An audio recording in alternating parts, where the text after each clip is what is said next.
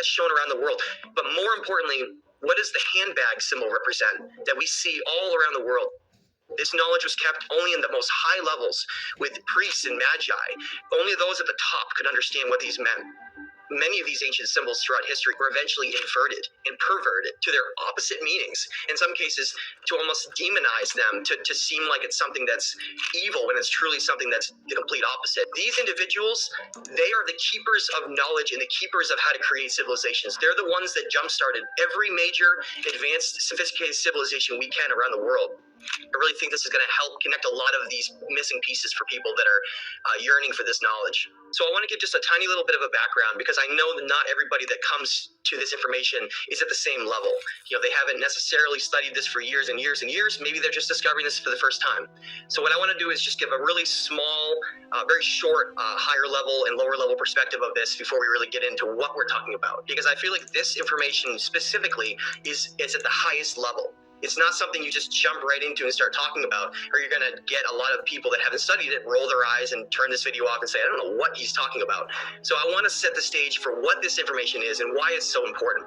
Over the last couple of years, the last several years of studying this and writing books and trying to understand the earliest point of when civilization started here, there was always these questions that came up. Questions revolving around, what are those cylinder seals that have been found in ancient Mesopotamia? What do they represent? What do these murals represent with all these depictions from the past?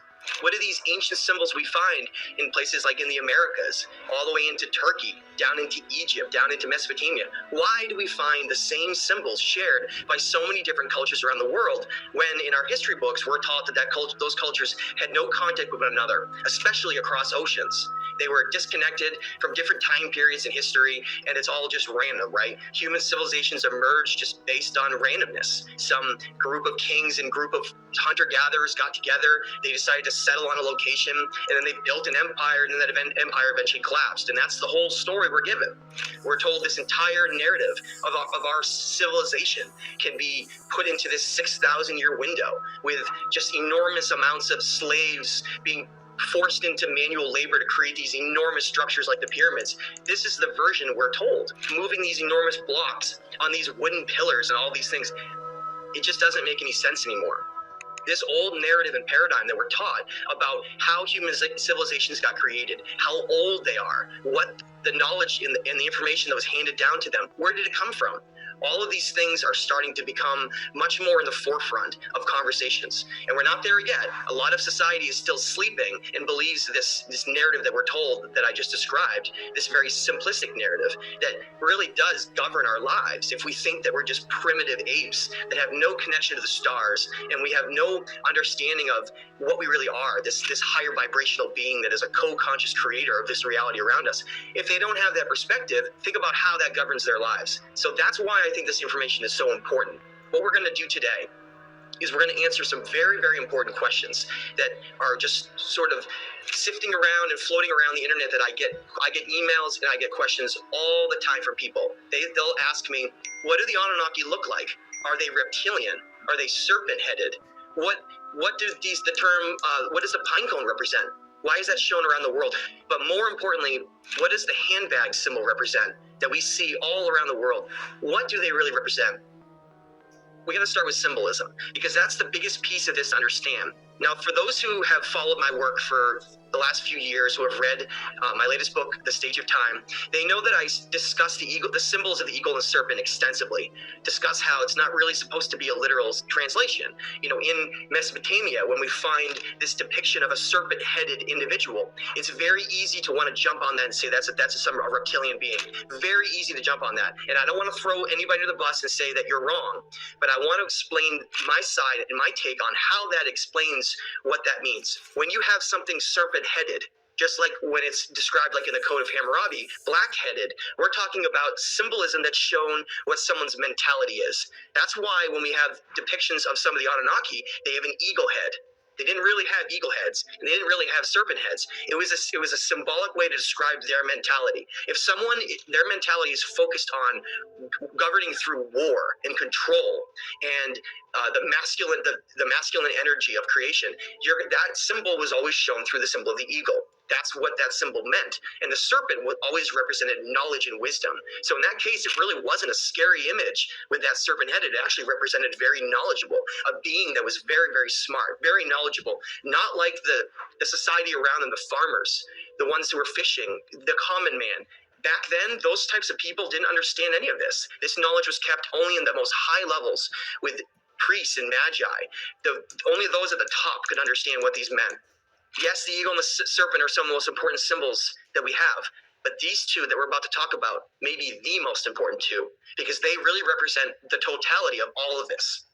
So what you have in front of you is a lot of different images all thrown together, a collage of images together here, and I wanted to just break some of these down and show you guys this as we're going along. Now, the images at the top part of the screen and the left part, these are depictions of the Anunnaki, okay? And that's essentially, those three are the Anunnaki themselves. And we'll get into a little bit more about why they look different. But I mentioned the mentality symbolism with the head thing. That image with the eagle head is Ninurta. It's an ancient god of war. That's why it has an eagle head. Ninurta was known as basically the major influencer of the Roman Empire. And you can find that with the Ninurta's symbol right there. You'll see with the Byzantine double-headed eagle. And I showed that on the last image on the rock shown in the background. That represented having awareness and knowing everything about all around you. So having something look left and right meaning would be knowing all, but not knowing in a knowledge sense, being aware of everything, knowing what everyone's doing, being one step ahead of them. This was the Ninurta symbol. Now what you'll see though, even in that case, being an eagle-headed mentality that I described, they have this symbol of a pine cone in their hand nearly every time. They're holding that pine cone and pointing in a certain direction. And as we go along, looking at these specific murals from Mesopotamia that I'm going to be talking about, which reference either kings or the Anunnaki, I want people to remember what you're looking at. Everything has meaning. Every little curl, every little mark, every single thing they put in these designs means something. That's what's so fascinating about it. I've literally stared at some of these for hours and hours on end, just trying to figure out what they're representing. So what I'm showing here, essentially, just to break it down, is these Anunnaki individuals, these figures, are holding a pine cone. They're always facing it forward in front of them. Now, when you go to the Vatican in Rome, where the Pope stands out and comes out and gives all those commandments and talks to everybody, what you find in the square is a giant pine cone symbol, the largest in the entire world, sitting in the center of their religious establishment there. This enormous pine cone, okay? At the same time, the Pope on his staff has a pine cone built right into the wood itself. You can see that depicted down the bottom, as well as a hat that he wears called the mitre hat. Now, when you look into the story of the Dogon, the ancient tribe that's in western Africa in the country of Mali, you find out that this Dogon tribe had all of this knowledge about the stars and the heavens way before the first telescopes were ever invented, before they ever had influences from other cultures. You just had this remote tribe in the middle of the Western Africa that had knowledge about the heavens that literally no one had knowledge of at that time, or very few select groups. And so when French anthropologists first came over to meet them in the 1930s, they couldn't understand how this tribe knew the detailed alignments and celestial movements of Sirius A, B, and even C. And Sirius B hadn't even been discovered yet. It wasn't discovered for years and years later until the first radio telescopes were made. And this culture somehow knew vast amounts of knowledge about our cosmos and about our planet as well. And the reason I say that, I bring up that story, is that if you look at depictions of the Dogon that they have, they show this aquatic serpent-like fish being known as Awanas. And Awanas has a hat on in those depictions. And that hat is where the mitre hat came from. And Awanas is passing on that knowledge in these depictions to these Dogon people.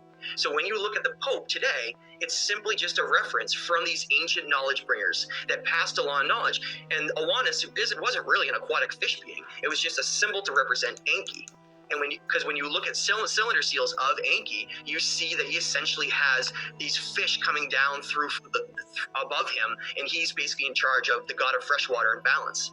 And so all these things that we see today in these corrupted religious establishments and these inverted truths of these symbols, they all go back to a much more ancient time before they really became inverted to their opposite meanings, just like something like the swastika. All those things were either inverted or hidden so that we no longer understood what they are. The pine cone is absolutely, it's all around the world. We find it in Hindu cultures, we find it in Egyptian cultures, we find it all around the world. As we're going to get into in a second, we know that the pine cone represented knowledge, the passing of knowledge and wisdom. We know that. The pine cone represented both our third eye, the pineal gland within the human brain, as well as it represented this honeycomb hexagonal design, the seeds of life, the seeds of knowledge that represented basically this intelligent design behind all of nature itself. So they decided to use, of any symbol in the entire world, the pine cone represented the passing of knowledge and wisdom. And that's why it's shown being pushed in front of themselves and being handed to other cultures.